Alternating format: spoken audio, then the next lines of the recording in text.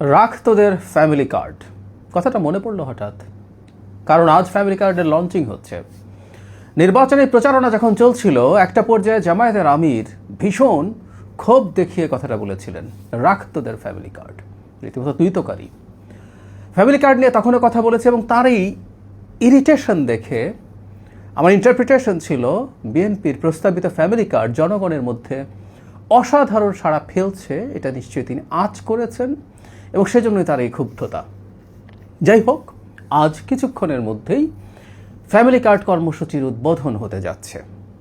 প্রাথমিকভাবে সারা দেশে এটা একটা পাইলট, এটা কিন্তু মূল প্রকল্প না। জুনের পর মূল প্রকল্প শুরু হবে এবং এটা সঠিক যেটা ধাপে ধাপে বাস্তবায়ন করা হবে, এবং এটাও বিএনপি তার প্রতিশ্রুতিতে এভাবেই বলেছে। আপাতত 37,000 পরিবারের কাছে ফ্যামিলি কার্ড পৌঁছে দেওয়া হবে, 2,500 করে টাকা দেওয়া হবে। আমরা খেয়াল করি, একটা সরকার শপথ নিয়েছে 1 মাসও হয়নি, তার মধ্যেই ফ্যামিলি কার্ড মানুষের কাছে পৌঁছে দিতে শুরু করেছে। বিএনপির এই ব্যাপারটা আমাদের মাথায় রাখতে হবে। এই কদিন আগেও বিএনপির আরেকটা নির্বাচনী প্রতিশ্রুতি, ইসলাম বা অন্যান্য ধর্মের ধর্মগুরুদের ভাতা দেওয়া শুরু, সেটারও পাইলট প্রকল্প শুরু করে দিয়েছে এবং এই ঈদের আগেই সেটা কার্যকর হতে শুরু করবে। একটা দেশের গণতান্ত্রিক ব্যবস্থা যখন কাজ করে, সবসময় বলতাম যে গণতান্ত্রিকভাবে নির্বাচিত সরকার এবং ভবিষ্যতে গণতান্ত্রিক নির্বাচনের মাধ্যমে, গ্রহণযোগ্য নির্বাচনের মাধ্যমে নির্বাচিত হতে চাওয়া সরকার জনগণের জন্য কাজ করবে, কাজ করতেই হবে, করতেই হয়। এভাবে আমরা দেখছি বিভিন্ন ক্ষেত্রে বিএনপি তার প্রতিশ্রুতি বাস্তবায়ন করে যাচ্ছে, এবং আমি ব্যক্তিগতভাবে মনে করি, আমি এটা নিয়ে আমার নির্বাচনের আগে একটা ভিডিওতে বলেছিলাম যে এই একটা জিনিস বিএনপির বিজয় বিরাট ইম্প্যাক্ট ফেলবে, এবং আমি নিশ্চিত এটা ইম্প্যাক্ট ফেলেছে।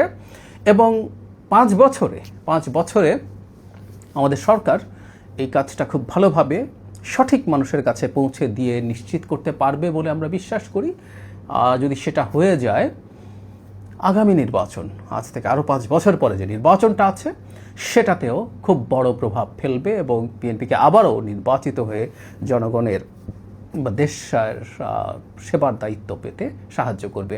এবং আরেকটা অনুমান করে রাখি, বিরোধী দল বিশেষ করে জামায়াতে ইসলামী কোনো না কোনো ফর্মে এই যে রাখ তোদের ফ্যামিলি কার্ড টার্ড বললেও জনগণের কাছে এইভাবে ক্যাশ টাকা নিয়ে যাওয়া, আমি জামাতের পলিসি মেকারদের কারো সাথে টকশোতে দেখেছি যে তারা জনগণকে অলস করে ফেলবে বেকার ভাতা এটা দিয়ে, মানে একটা দেশের অকল্পনীয় সংখ্যক হতদরিদ্রর মধ্যে এই টাকাটা কি করতে পারে সেটা অনেকেরই হয়তো ধারণা নেই। আমি ধারণা করি জামাতের দিক থেকে ওই একই ধরনের ক্যাশ মানুষের কাছে পৌঁছে দেওয়ার প্রতিশ্রুতি আসতে শুরু করবে, কোনো সন্দেহ নেই। যাই হোক, আমি নির্বাচনের আগে একটা ভিডিও করেছিলাম ফ্যামিলি কার্ড নিয়ে, কিভাবে এটা একটা দেশের অর্থনীতি আমূল পাল্টে দিতে পারে সেই বিষয়টা নিয়ে, এবং সেটা হবে বলে আমরা আশা করি। ফ্যামিলি কার্ডের লঞ্চিংয়ের দিনে আমি সেই ভিডিওটা আবার এখানে জুড়ে দিচ্ছি, আপনারা দেখবেন আশা করি। এবং আমাদের সরকারকে আবারও বলি, আমাদের বলতে সরকারে যারা আছেন বা বিএনপি না, এই সরকার আমাদের এই রাষ্ট্রের সবাই তার জায়গা থেকে যেন সহযোগিতা করি, এবং এই ফ্যামিলি কার্ড দেওয়ার ক্ষেত্রে কোথাও প্রাথমিকভাবে যদি কোনো রকম ভুলভ্রান্তি থাকে, সেটা কোনো না কোনোভাবে আপনারা জানাবেন, সামাজিক মাধ্যমে লিখবেন, যেভাবে সম্ভব এই তথ্যগুলো জানাবেন। পরবর্তীতে একটা সময় এটা সবার জন্য এন্টাইটেলড হবে, এবং এখনকার প্রধানমন্ত্রী, তখন বিএনপি চেয়ারপারসন জনাব তারেক রহমান বলেছিলেন যে হ্যাঁ, এটা আমরা নিশ্চয়ই অনেক উচ্চবিত্ত পরিবারগুলো এটা নেবে না, কিন্তু একটা সময় এটা সবার জন্য এন্টাইটেলড হবে। কিন্তু তার আগ পর্যন্ত মূলত সবচেয়ে নিডি হতদরিদ্র মানুষদেরকে প্রাথমিকভাবে দেয়া শুরু হবে। তো সেই ক্ষেত্রে যদি কোথাও কোনো অনিয়ম সমস্যা যদি দেখেন, বাংলাদেশে এগুলো খুব অস্বাভাবিক ব্যাপার না, সেটা সরকারের গোচরে কোনো না কোনো ফর্মে আনার জন্য আমরা বলবো, এবং সরকার সত্যিকার অর্থেই মনোযোগ দিয়ে সেগুলো অবজার্ভ করবে, এবং একটা মেকানিজমও আমরা ডেভেলপ করব যাতে এই তথ্যগুলো খুব দ্রুত সরকারের কাছে জনগণের সরাসরি ফিডব্যাক চলে আসে। যাই হোক, ভিডিওটা দেখবেন আশা করি, কিভাবে এই ফ্যামিলি কার্ড এবং মানুষের কাছে এরকম ক্যাশ পৌঁছে দেওয়া অর্থনীতিতে জাদু ঘটাতে পারে, মানুষকে অলস টলস করা দূরেই থাকুক, কীভাবে ম্যাজিক ঘটিয়ে দিতে পারে সেটা একটু খেয়াল করবো নিশ্চয়ই।